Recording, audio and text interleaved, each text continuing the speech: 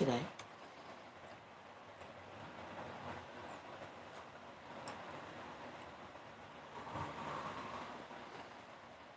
How are we all?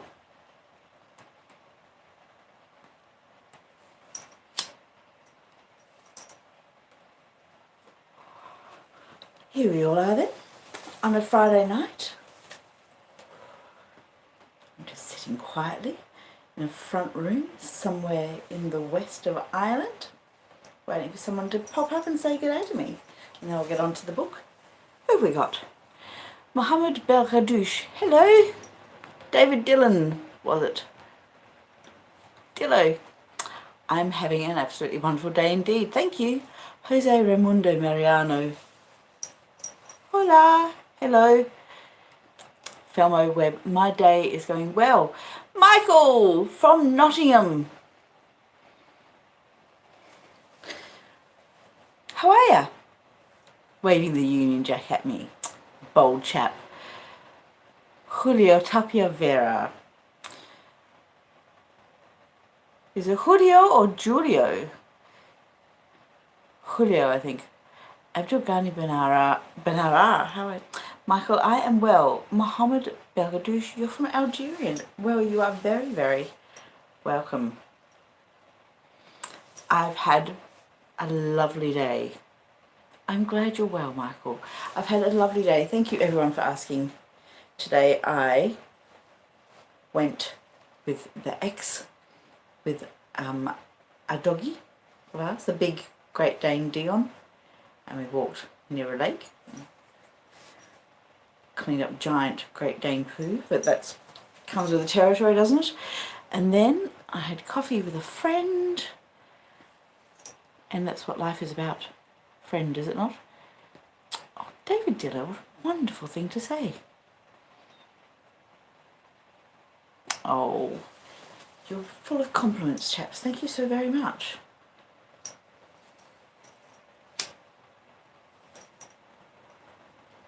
So, for those of you who are new, stopping by for the first time, let me tell you who I am. I'm Mama Duck. I am an Aussie comedian and broadcaster and writer, and I have lived in Ireland for 7 years now, and very happy I am about it indeed, apart from the tyranny of distance that separates me from my immediate family back home in Oz.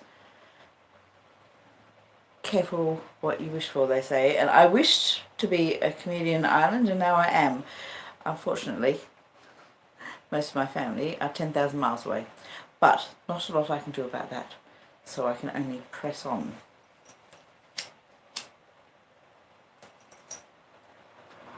At the end of the day, said Buddha, the question remains how you deal with your suffering.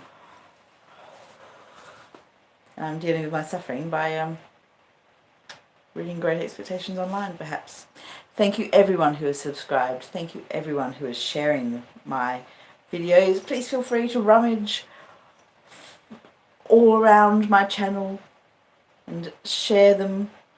I don't mind those lads WhatsApp groups, getting some of my saucier ones. Of course, if you do join the channel as a member, then you get more and more perks. I can jump online and just for members only. And then you won't have to compete for attention, will you, with your comments? Let's have a look. Where's your messages? Excuse me while I try and get you back up. Where have they gone?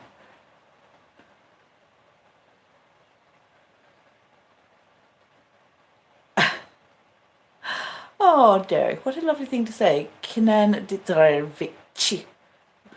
Ditarovich? Close? Thank you for the compliment.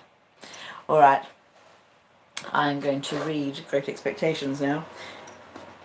Having suffice pleasantries, I feel. Right.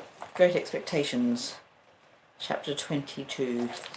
So far, Pip, the orphan boy raised by his sister and her husband, the blacksmith, Joe Gargery, has assisted a fleeing convict one Christmas morning when he was, or just before Christmas, when he was very, very young. He completed his apprenticeship with Joe. He met the extremely eccentric Miss Havisham, who is sitting basically in stasis while her wedding day breakfast crumbles around her because she was jilted on the morning of her wedding. He has fallen in love with Estella, and now he has received word from a solicitor that he is to receive quite a bit of money and go to London in order to be educated as a gentleman. So he's left his little village and his blacksmithery behind, and off he has popped to London to see what life is like in the big smoke. Alright, that's enough expositional dialogue and backstory, I feel. Let's crack on, shall we? With Great Expectations, chapter 22. I thank you for your company.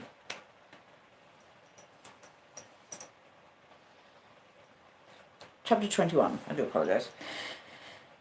Casting my eyes on Mr. Wemmick as we went along to see what he was like in the light of day, I found him to be a dry man, rather short in stature, with a square wooden face, whose expression seemed to have been imperfectly chipped out with a dull-edged chisel. There were some marks in it that might have been dimples, if the material had been softer and the instrument finer, but which, as it was, were only dints. The chisel had made 3 or 4 of these attempts at embellishment over his nose, but had given them up without an effort to smooth them off. I judged him to be a bachelor from the frayed condition of his linen, and he appeared to have sustained a good many bereavements, for he wore at least 4 mourning rings, besides a brooch representing a lady and a weeping willow at a tomb with an urn on it. I noticed, too, that several rings and seals hung at his watch chain, as if he were quite laden with remembrances of departed friends. He had glittering eyes, small, keen, and black, and thin, wide, mottled lips. He had had them, to the best of my belief, from 40 to 50 years.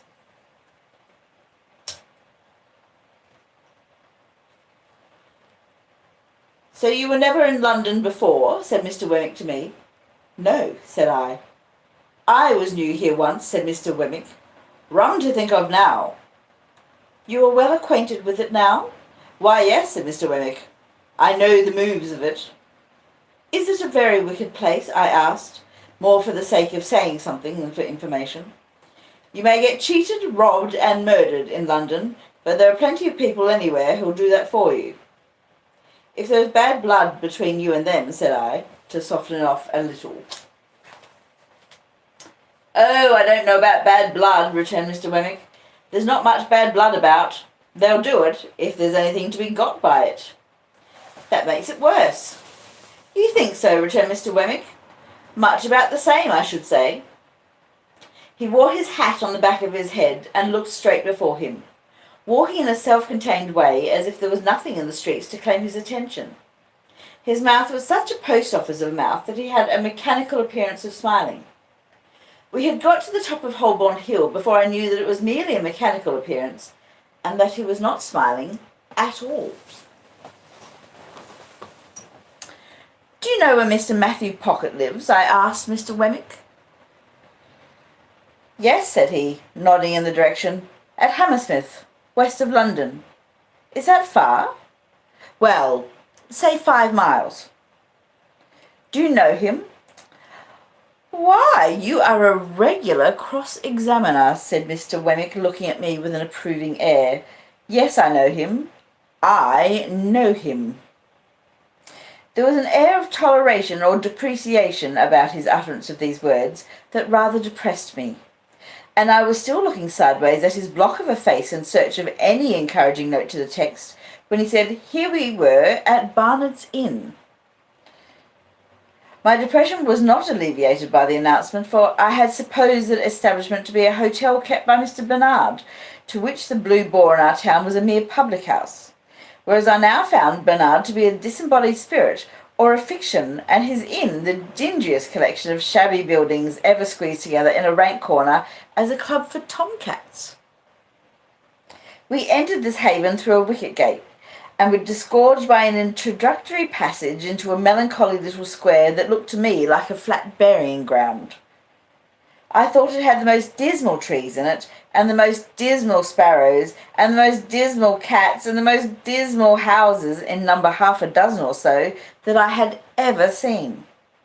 I thought the windows of the sets of chambers into which these houses were divided were in every stage of dilapidated blind and curtain, crippled flower pot, cracked glass, dusty decay, and miserable makeshift, while to let glared at me from empty rooms, as if no new wretches ever came there, and the vengeance of the soul of Barnard was being slowly appeased by the gradual suicide of the present occupants and their unholy interment under the gravel. A fruity morning of soot and smoke attired this forlorn creation of Barnard, and had strewed ashes on its head, and was undergoing penance and humiliation as a mere dust-hole. Thus far my sense of sight, while dry rot and wet rot and all the silent rots that rot a neglected roof and cellar, rot a rat and mouse and bug and coaching stables near at hand besides, addressed themselves faintly to my sense of smell and moaned, "Try Barnard's mixture." So imperfect was this realization of the first of my great expectations, I looked in dismay at Mr. Wemmick. "Ah," said he, mistaking me, "the retirement reminds you of the country." "So it does me."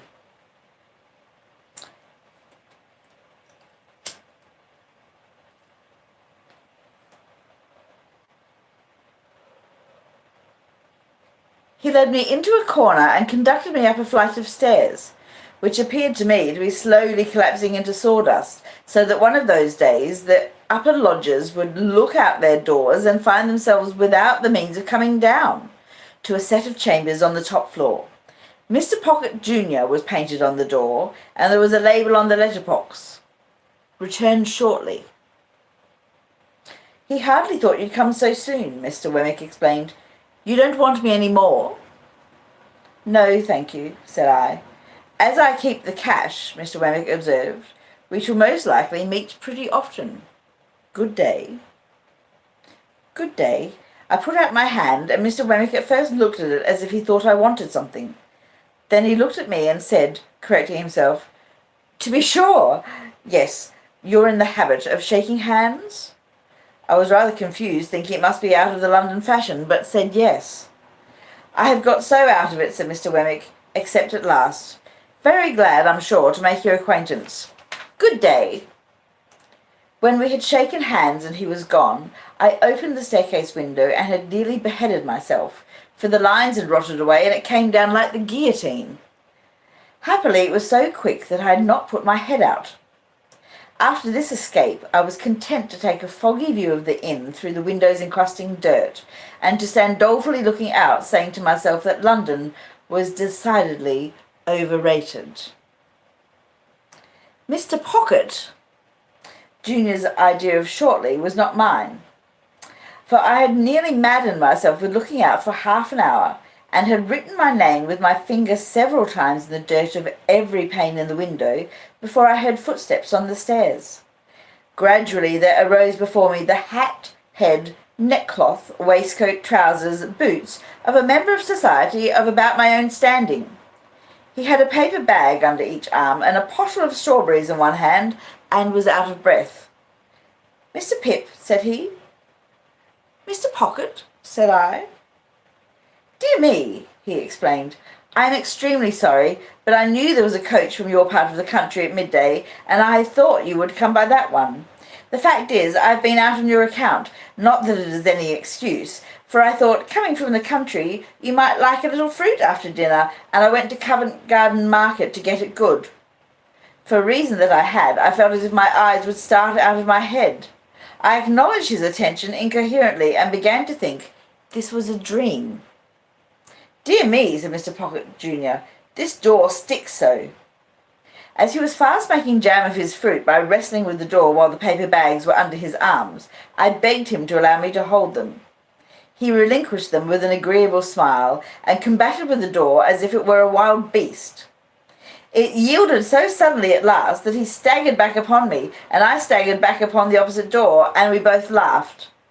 But still I felt as if my eyes must start out of my head, and as if this must be a dream.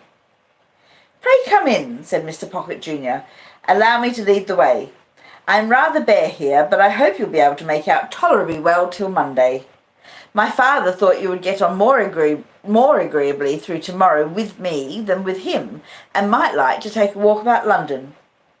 I am sure I shall be very happy to show London to you. As to our table, you won't find that bad, I hope, for it will be supplied from our coffee house here, and, it is only right I should add, at your expense, such being Mr. Jagger's directions. As to our lodging, it's not by any means splendid, because I have my own bread to earn, and my father hasn't anything to give me, and I shouldn't be willing to take it if he had. This is our sitting room, just such chairs and tables and carpet and so forth, you see, as they could spare from home. You mustn't give me credit for the tablecloth and spoons and casters, because they come for you from the coffee house. This is my little bedroom, rather musty, but Bernard's is musty. This is your bedroom. The furniture's hired for the occasion, but I trust it will answer the purpose. If you should want anything, I will go and fetch it. The chambers are retired, and we shall be alone together, but we shan't fight, I dare say. But dear me, I beg your pardon, you're holding the fruit all this time.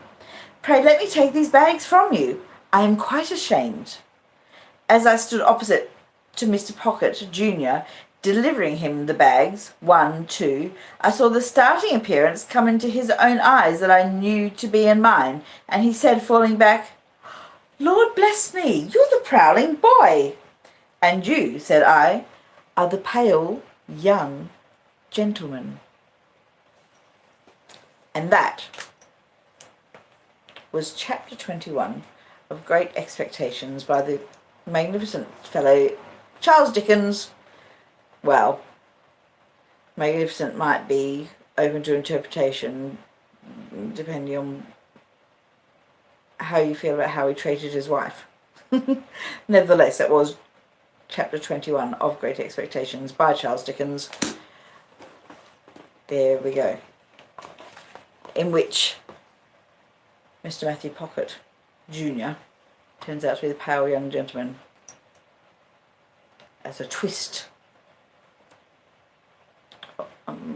No, I can't be bothered with the Oliver Twist pun. Alright, how many have we got? We've got 41 people still watching. How lovely of you chaps. Well, I've just about done. Do you want to be, now that I'm no longer reading, anything you want to say? G'day, Junior. Junior, you remain my #1 fan, and I will forever be grateful to you for joining my channel as a member. And we shall do a members only video call, like live, very, very soon. Bruno Lechance. Hi. Roger Gonzalez. I'm elated to see you once more. Nuretan Aki Blimverlisvet Jafare. I can barely pronounce your name, but I did have a crack at it. Thank you for tuning in.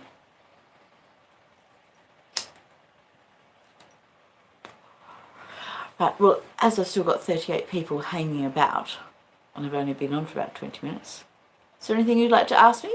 Anything you'd like to say? You know, keep it polite and kind, obviously.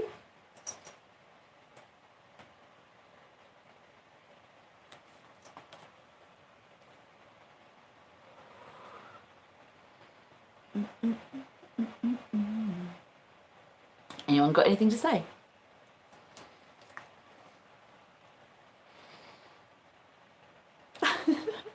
Das noch Sella. Hola. Thank you. Luciano Goncalves. Good night to you.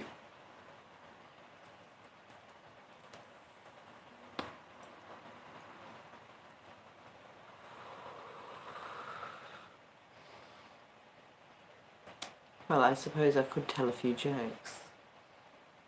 Alright, when people say quickly to me, tell me a joke, this is the one I always go to. Are you ready? It's a dad joke. What did the number 0 say to the number 8?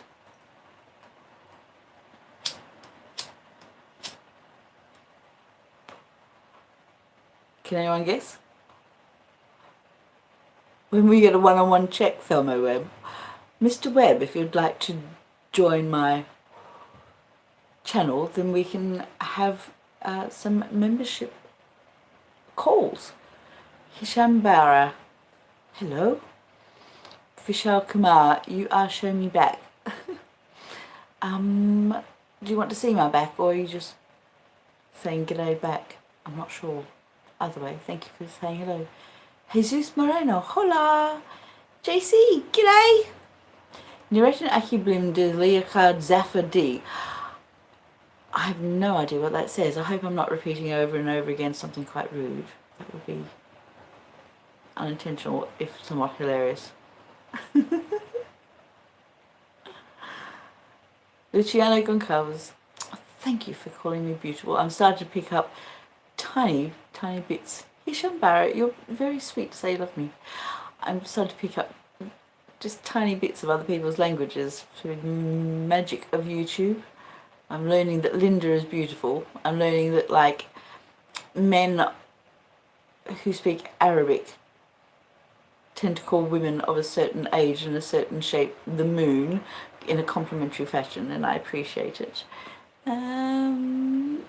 Oh, my statistics tell me that I'm starting to get quite a few Russian viewers. Well, I don't know any Russian, I'm afraid. What is brown and sticky? It's a stick, Mr. Kens. Would you like to know what the numeral 0 said to the numeral 8, Mr. Kens? I'll tell you. He said, nice belt. Samir Mimon. Bonsoir, à vous aussi. Merci. JC, you're lovely to let me know that you like my videos.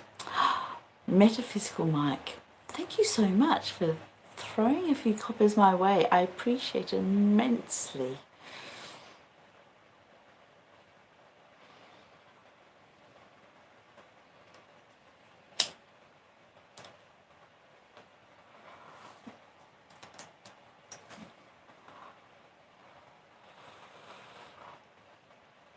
Zoom. Well, let me see. I'll tell you another joke. Okay, this is again one of my favourite jokes. Okay, so a penguin. I am also pretty and c'est mignon. Merci beaucoup. Where do you find giant snails? Says Sam Cairns. Where do you find giant snails? In giant shells? Is it in giant shells?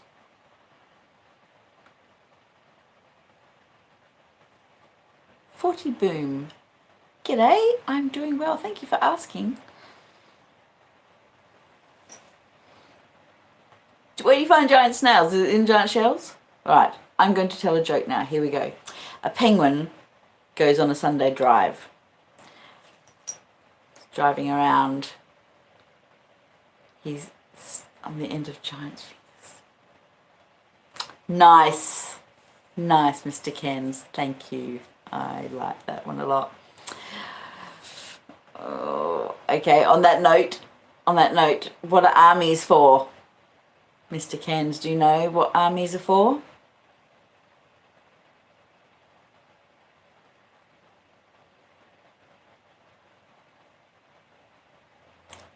Hello, Rana Mudashia. G'day. Vishal Kumar, thank you for saying big hot. What are armies for? They're to hold our handies on.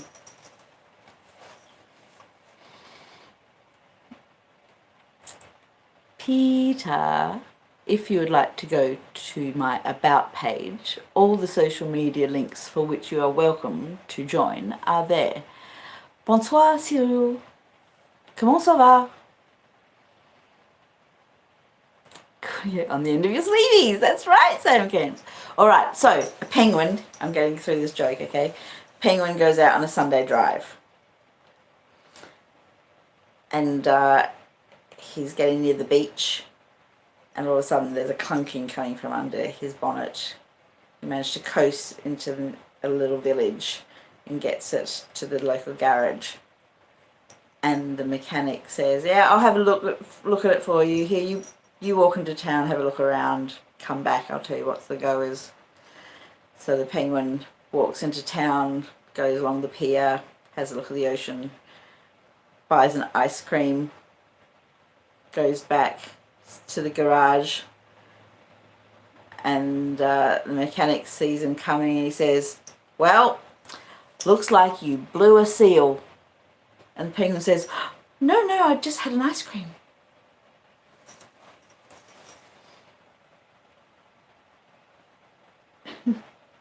Get it?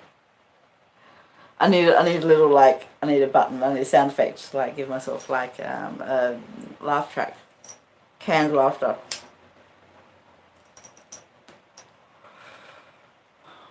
JC, I am glad you appreciate my penguin joke.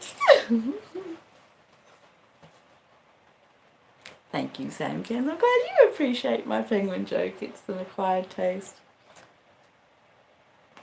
Alright, this is another one of my favourite jokes. Are you ready? Okay, so. So, there's two prawns swimming around in the ocean, and they're called Sam and Christian. They're best buddies, these two little prawns. They're swimming around, but Sam was discontented. He hated being in the bottom of the food chain. He felt he wanted more out of life. One day, as Sam and Christian were swimming around backwards, like prawns do, shrimp, for those of you who call prawns shrimp. Incidentally, Australians do not say put another shrimp on the barbie. We say, let's put some prawns on the barbie. So Sam and Christian are swimming around the bottom of the sea. Sam feeling discontented with life, when this giant codfish appears. And the cod swims up to Sam and Christian and says, I am a magic cod. I'm like a genie to the fish world. I will grant you your dearest wish, Sam. I've heard that you're discontented with your life. What is your dearest wish? And Sam said, I want to be a shark because I'm sick of being a prawn. I want to be top of the food chain. I want everyone to fear me. And the cod said, very well, Sam. Here you go. Here's your wish. Next thing you know, Sam is transformed into a massive white pointer shark. The only thing is, he couldn't get near anyone. They were all frightened of him. He was terribly hungry, but he didn't want to eat his friends, who he still recognised. And he became very lonely, and he wandered the ocean until he thought he couldn't take it anymore, and he desperately wished out loud that the cod would come and save him again and turn him back into what he used to be. So he wished out loud, and fortunately the magic codfish appeared in front of Sam again, and he said, well, I hope you've learned your lesson, Sam. Be content with your lot and go back and find your friends. So poof, he returned Sam to his former self, and away he went to find his little pal. So he swam back to the little prawn village, but he couldn't find anyone. They were all frightened of the big shark. But he called out, Christian, Christian, please come out, I'm back. And Christian said, no, Sam, no, I know you're a shark, you'll eat me. And Sam said, no, you don't understand. I've found cod. I'm a prawn again, Christian.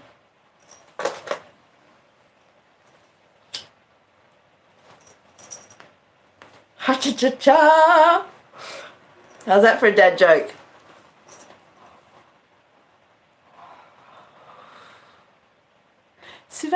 obvious you're addicted to my voluptuousness. So bosomy, I am. Thank you for noticing, I guess. JC, thank you for laughing. And if you are a Christian, please don't be offended. You're not alone. I offend all religions. Actually, I believe in a higher power, and I am kind, but I do pull the piss out of most organised religions. I believe in, every human being isn't equal. You shouldn't listen to myth sometimes, or politics. Thank you, Junior. Alright, on that, give them what they want, but leave them wanting more. I am going to sign off for the evening. Thank you everyone who's joined me. If you want to literally join my channel, there's a membership button you can click on, and it will give you perks, one-on-one chats and things. In the next few days, I'll probably have a members only live, so if you want to join my channel, and if you want to know who I am and what I do, go to the About page on my channel, and there'll be loads of stuff there. Okay, I'll say goodbye. It's green and smells of pork. Oh, Sam, I'll let you have one. It was green and smells of pork. It better not be rude. Go on, Sam. Tell me what it is.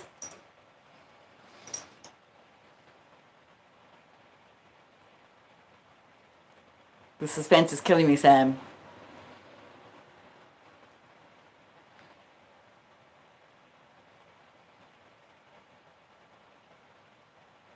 Thank you, JC. Much love to you as well. Sam, all I can say to that is, hiya! Kissy, kissy, Kermie. I'll see you when you got nothing on.